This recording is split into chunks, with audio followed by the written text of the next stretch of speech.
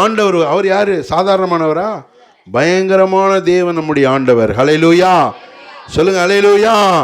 அதை அறிந்து கொண்ட தாவீது சொல்றாரு, நான் மட்டும் நடக்கல, என் கூட என்னுடைய தேவன் வருகிறார். ஹல்லேலூயா.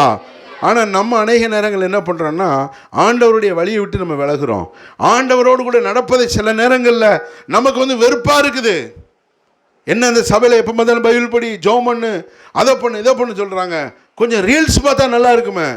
ரீல்ஸ் பார்த்தா எங்கே உருப்படுறது? அப்புறம் நாசமாக போக வேண்டியதான். அவன் ஆடி சம்பாதிக்கிறான், நீ பார்க்குற உனக்கு என்ன பிரயோஜனம்?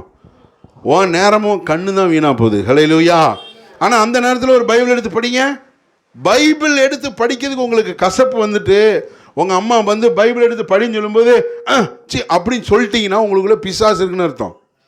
உங்களுக்குள்ள என்ன இருக்குது? பேய் உங்களை ஆளுகை செய்துன்னு அர்த்தம். ஆனால் ரீல்ஸ் பார்க்கும்போது பாரு, இந்த பிள்ளைகள் மூஞ்செல்லாம்